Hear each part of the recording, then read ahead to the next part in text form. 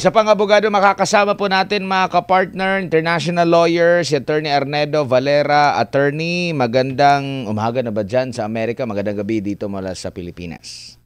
Yes, magandang umaga sa iyo, Admar. Yeah, umaga rito ngayon. And of course, salamat muli sa pagkakataon na makasama kayo. And bumabati po ako mula sa Washington, D.C. Opo, matagal-tagal na rin pong hindi tayo nagkahuntahan na attorney. Pero dito tayo Yes. sa mainit na usapin, no?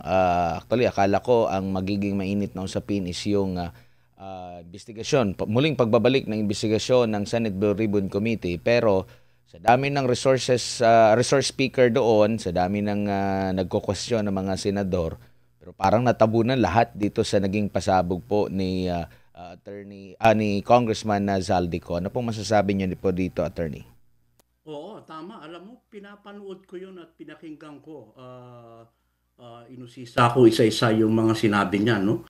So, malinaw dito, Admar, na ang krisis ng Pilipinas ngayon ay hindi lang ekonomiya. Ito ay krisis ng moralidad at pananagutan na ang mismong pamahalaan natin na dapat maglingkod sa bayan, siya na ngayon yung ugat ng katiwalian.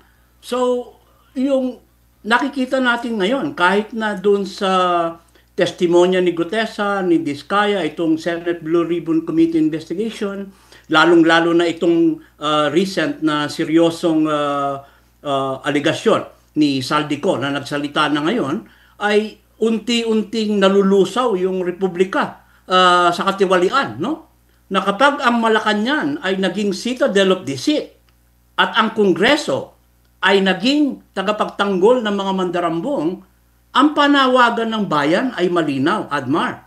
Panagutin ang nasa kapangyarihan at ibalik ang dangal ng pamahalaan.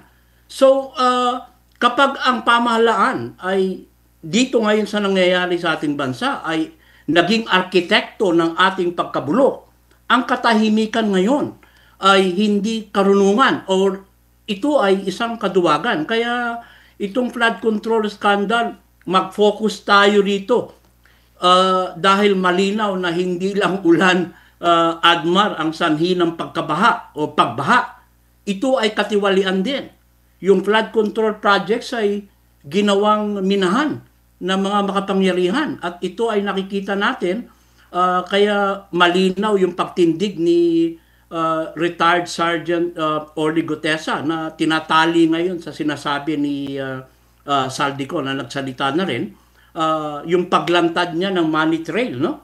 Mula sa mga kontraktor, kay Saldico, kay Martin Romualdez, hanggang sa Malacanang.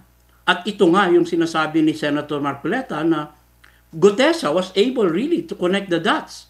At under oath yan. So, inahanapan nila ng butas, pati ba naman yung notaryo na wala namang kinalaman dahil nag-under oath na yan under the penalty of perjury sa Senado, ay malinaw na malinaw. So, si Gutesa ay isang malaking susi at ngayon si Saldico. So, yung testimonyang yan at lahat kung iyong pagduduktuktukin, Admar, hindi ito mga haka-haka, kundi nagbubunyag ito ng sistematikong pandarambong sa flood control project. Isang iskandalong sinasadyang patahimikin matapos yumanig sa Senado. So nananawagan tayo sa Senado na magkaroon talaga ng open line of communication. Bakit kapag nandun na sa pagtukoy sa primary responsible individual, kahit ng Malacanang, ay biglang natitigil?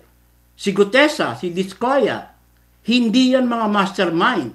Sila ay saksi ng katotohanan. Kung mensahero siya, nandun pa rin yung katanungan. Sinong nagutos? Sino ang tumanggap? At nakonek yung dots na yan. So, kaya nga yung makikita natin ngayon, yung ekonomiya ng Pilipinas, pabaksak, ay parang baha kasi umaapaw sa utang pero tuyong-tuyo tayo sa integridad dahil sa nangyayaring ganito, Admar. So kaya yung korupsyon ay hindi lamang pagnanakaw sa kaban ng bayan, Admar, no? Kundi ito ay pagpatay ngayon sa tiwala ng mamamayan. Walang ekonomiyang aangat, Admar, kung patuloy na ginagawang negosyo ng iilan ang pamahalaan. Kaya yung tunay na deficit ng bansa ay hindi budgetary, Admar. Ito ay isang moral deficit. Kaya napakahalaga yung nangyayari ngayon sa Pilipinas, itong People's Movement, ang katahimikan, tandaan natin ay hindi kahinaan. Ito ay paninindigan ng isang bayan na sawang-sawa na sa kasinungalingan. Kaya suportahan po natin ang mapayapang pagkilos ng Rally for Transparency and for Better Democracy ng Iglesia ni Cristo at iba pang religious groups, kasama ang KOJC, I think, ay magkakaroon din ng sarili. At nakatali din dyan yung Marcha ng Kalayaan ng Hakbang ng Maisog para sa katotohanan, no, Admar. Hindi ito destabilization. Ito ay mapayapa at lehitimong paggamit ng karapatang magtipon, magsalita at magpetisyon sa ilalim ng Bill of Rights ng ating saligang batas. At ganito rin sa Amerika, Admar, ay sa bukas, Sabado, ay magkakaroon ng isang pagtitipon sa harap ng konsulado, agarang pagtitipon, 3 p.m. yan, upang makiisa at ikawing ang aming panawagan. Hindi lamang sa pananagutan at transparency, dahil kung ang grupo ninyo ay kaya ninyong isigaw, ang Marcos Resign, ay isisigaw po namin yan. At bahagi din po yan ay yung aming No Remittance Day na panawagan bilang mga modern day heroes na sa isang mapayapang paraan, no? Kaya hindi kami tumatayo kami, Admar. Hindi kami tagapondo ng katiwalian. Kami ay tinig ng katotohanan. So, napakahalaga itong mga nangyayari. Nakikita ko ngayon na itong ginawa ni Saldico. Kahit na alam natin na sasabihin nila na AI generated yan, ay malinaw yung pagtatali at kaugnayan nito sa halos lahat na nangyayari sa Senate Blue Ribbon Committee. Kaya dapat ay mag-isip-isip muna yung mga nagproprotekta sa Senate Blue Ribbon Committee. Panawagan natin kay Senator Lacson ay alam natin, no? Ang sitwasyon ngayon ay wag po tayo magtakip. Tugisin natin ang katotohanan kung interesado tayo. Wag natin tugisin yung mga nagmemensahe at saksi ng katotohanan. Tugisin po natin yung mga lead na nangyayari ngayon. Opo, dito po sa usapin sa pagbabudget po ng pera ng taong bayan. Narinig na natin din ito yung insertion, sino yung nagko-control, no? At nabanggit nga niya na merong at least 100 billion pesos daw na mismong ang presidente ang nag-utos nito, no? Meron siyang sinabi na through SECMI na pangandaman ng DBN, sabi pa nga niya dito, nakukuha ng presidente kung ano man ang kanyang gusto. Ang sinasabi ng hari ay hindi pwede mabali na insertions noon naririnig na natin ito yung patungkol doon sa mga insertions na question din kung matatandaan niyo po, attorney, na mas mataas pa yung pondo para sa public works compared dito sa education. Maraming nagsita, naalala ko rin yan.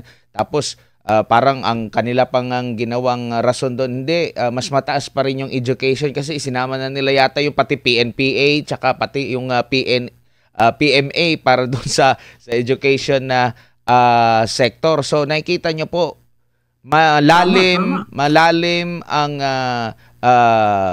pundasyon nitong akusasyon ni dating Congressman Ko. Tama, Admar, no? At saka alam mo, kung isa kayo, no, sa even before, several months before, ay pinapaliwanag na ng SMNI sa iba't ibang programa itong money trail na ito, no, na tinutukoy, at ito rin yung mga nilalahad ko sa aking mga artikulo, na ang primary responsibility dito sa budget scandal na ito ay si PBBM.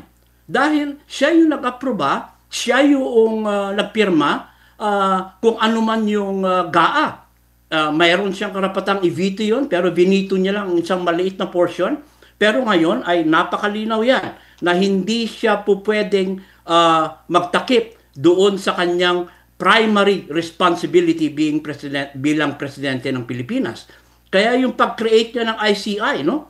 Para tayong nanonood muli ng previous administration nung pag-create ng Agraba Commission. Alam natin na hindi yan independent. Alam natin na kini-create yan para mapagtakpan. Isipin mo, nung kahit na mismo yung pag-imbestiga kay Speaker Romualdez, biglang nagkasakit. Walang nangyari, walang natuloy. Bakit hindi siya tawagin? Halimbawa sa Senate Blue Ribbon Committee. Sabay-sabay silang tawagin si Gutesa ulit kung magpakita siya, sina Diskaya, at halos lahat ng mga congressman na naging bahagi ng pagpirma dito sa GAA. Kaya nagpapasalamat ako na ang SMNI ay isa sa mga kauna-unahing media na intamblado na nagbukas dito at nagkaroon ng series na pagpapaliwanag dahil sa iba't ibang mga naimbitan ninyong resource persons. At ito ay napakalinaw po na ang primary responsibility ng national scandal ng flood control project ay nasa Pangulo ng Pilipinas. Pagbabasehan naman natin yung depensa nung inaakusahan ni Congressman Zaldico, parang, wala tayong ina-expect na pag-amin talaga. Talagang ide-deny nila. Pero may pitik pa dito kay Congressman Zaldico eh. Kumbaga, sinasabi pa nila na ito nga yung parang, kumbaga, guilty dito sa usapin sa issue po ng corruption. Pero sa nakikita nyo po, kasi meron siyang recent post about doon sa items na nakapaloob doon sa sinasabi niya na 100 billion pesos na utos daw ng Pangulo.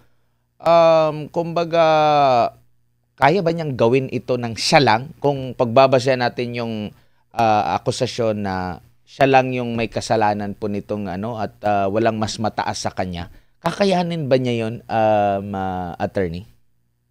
Admar, alam mo, walang batayan talaga. No? Common sense lang. Hindi na tayo kailangan maging expert political analyst. No?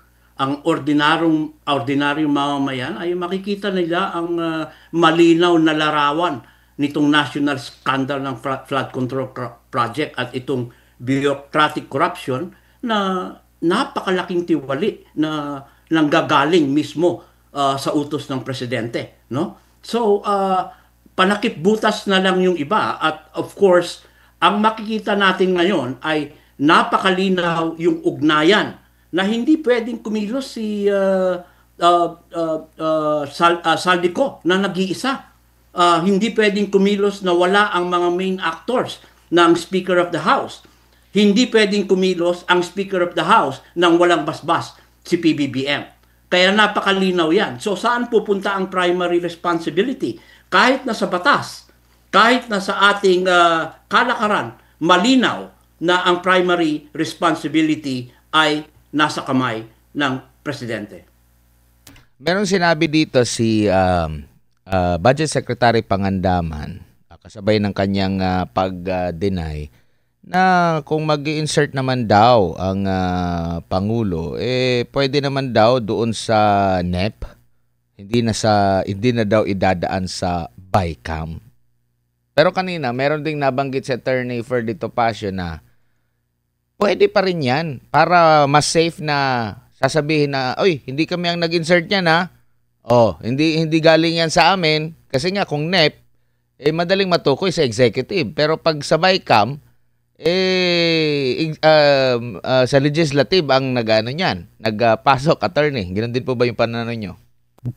Tama si Attorney Topacio, no? Alam mo, tama si Ferdy, no? Ang masasabi ko lang diyan is humahanap na lang sila ng palusot. Humahanap na lang ng rason kung paano ma-mitigate. Pero hindi na nila mapapaliwanag yan kasi sila ay lalong babaon sa kumunoy. At pailalim silang malulusaw. Opo.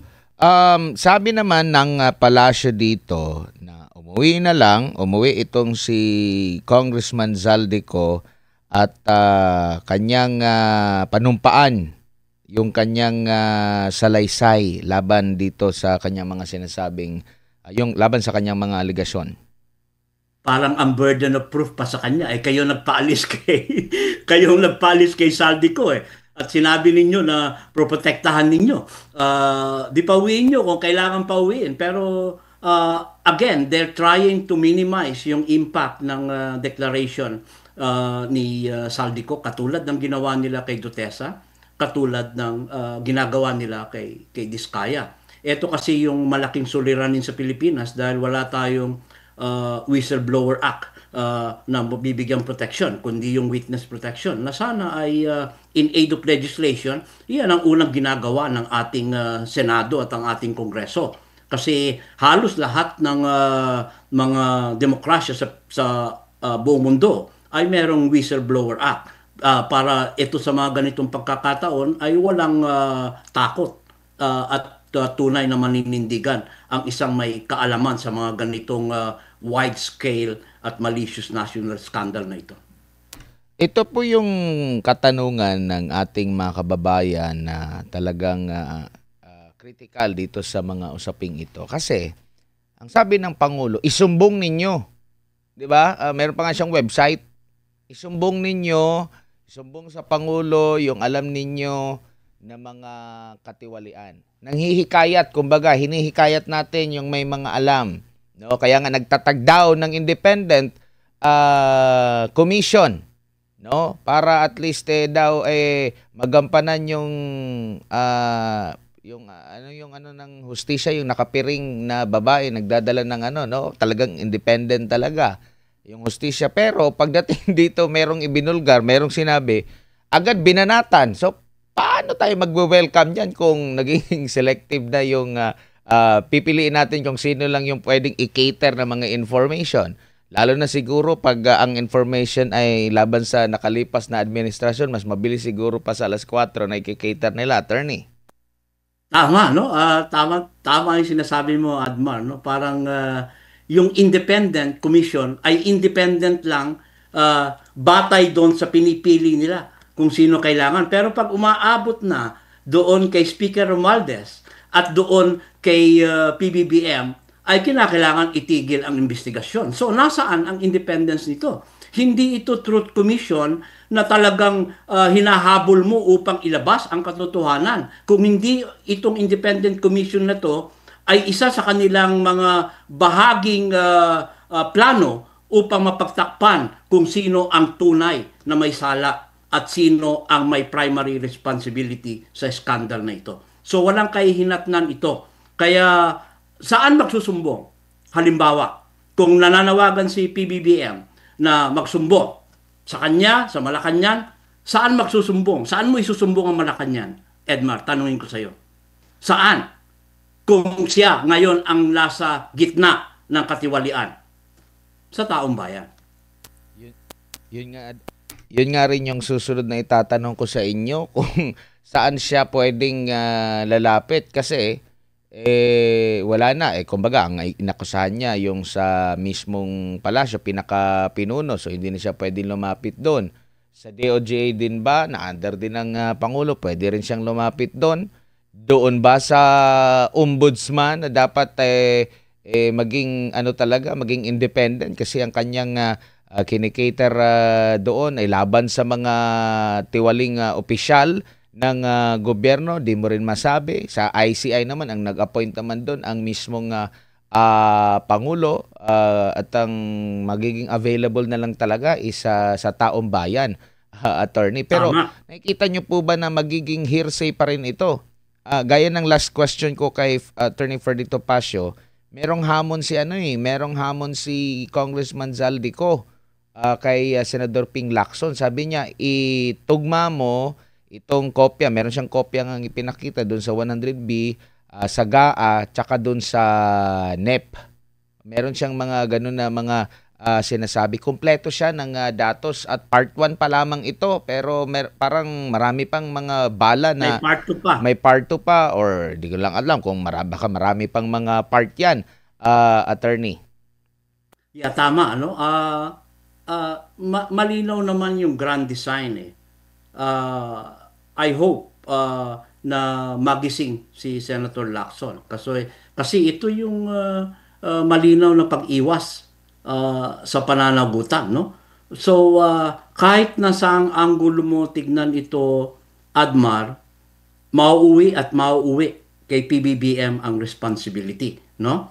Kaya yung panawagan natin, yung paninindigan na ito ay alam natin na sawang-sawa na ang bayan, no? Sa kasinungalingan na ito.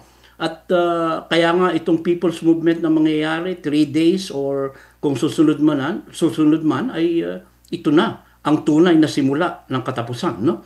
Na ang tinig ng bayan, tandaan natin, ang tinig ng bayan, siya ang tinig ng Diyos. Vox Populi, Vox Dei.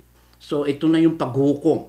At mapayapa pa rin ang ating panawagan, mapayapang pamamaraan, kasi alam ko na meron dyan na binibigyan ng criminal cases ng sedition. Katulad ng ating kaibigan ni si Ka Eric ay pinatawan at chinarge ng sedition. Pero ito ay malinaw na hindi destabilization, hindi ito sedition, lehitimong paggamit po ito ng ating karapatan sang-ayon sa saligang batas upang magsalita at mapayapang magpetisyon ng ating mga hinaing laban sa mga katiwaliang nangyayari sa ating pamahalaan. Attorney, kine-question din po siya na bakit ngayon lang siya lumabas? Bakit ngayon lang niya sinabi? Kumbaga, logical po ba itong pagtatanong na ito? Kasi doon sa kanyang pahayag naman, binigyan kasi siya ng assurance daw, no? Pinutusan daw siya ng wag nang bumalik kasi pabalik na raw na siya after nung kanyang treatment, pero sinabihan na siya ni Speaker daw, Martin Romualdez, dating speaker, na as per instruction daw sa dating kay Pangulong Marcos, wag na muna siya, stay out of the country muna itong si Congressman Zaldico, at siya kumbaga nagbigay siya ng assurance na aalagaan siya. Bagamat bahagi siya ng malaking katiwalian na ito, siya ay susi ng katotohanan. Kaya katulad ng mga nagtestigo na, nagtestify na sa Senado, sila ay hindi yung mastermind. Ngayon, at this point, at this juncture, sinasabi na ni Zaldico ang mastermind. At ito na ngayon ang dapat na main focus ng Senate Blue Ribbon Committee. At of course, mananagot sila sa taong bayan kung ito ay pagtatakpan nila at muling magkakaroon ng tinatawag nating paglusaw sa investigasyon, no? So, kaya nakikita ko itong role ni Zaldico ay napakalaki, no? Siya ay magiging susi ng katotohanan ngayon, at hopefully ay ang investigasyon na ito ay maging tinatawag nating maging klaro sa Senate Blue Ribbon Committee. Nananawagan tayo, no? Na sa gitna ng kasinungalingan, katiwalian at kawalan ng pananagutan, na manatiling matatag tayo bilang isang sambayanan, no? Sapagkat si Zaldico ngayon, si Gutesa, saksi sila ng katotohanan. At tayo ay makibahagi ngayon dito at tugisin natin para doon mag-participate po tayo sa isang mapayapang people's movement na ngayon ay mangyayari yan for 3 days, hindi lang lamang sa loob ng Pilipinas, kung hindi sa iba't ibang bansa sa buong mundo. May nag-suggest, nagpanukala naman ngayon, considering po sa naging development ngayong araw na ito sa mga binulgar, isiniwalat nitong si Congressman Zaldico, bumuo na ulit raw ng bago at independent na investigation patungkol dito sa infrastructure corruption. Ang tanong, paano makakabuo tayo ng independent talaga? Sino yung bubuo dito na may kapangyarihan din? Talaga ang presidente pa rin ba o mas maigi yung existing ba na ICI, lagyan ng mga mula sa private sector, mula sa may suggestion nga si Senador Cayetano, mga religious leader, attorney? No. Yan ay waste of time and waste of government resources. Malinaw ang pananagutan dito, no, Admar, no? And I have to be with the people sa sambayanang Pilipino. Kung kakayanin ninyong manawagan ng Marcos resign, isigaw ninyo ng Marcos resign. Kung ang inyong panawagan ay para sa transparency at better democracy, gawin niyo po yan. Kahit saan punto kayo manggagaling, Luneta, EDSA, itong mga susunod na araw ay lumilinaw po ang watawat ng Pilipinas at lumilinaw po na kailangan natin ngayon ang tunay na katarungan, no?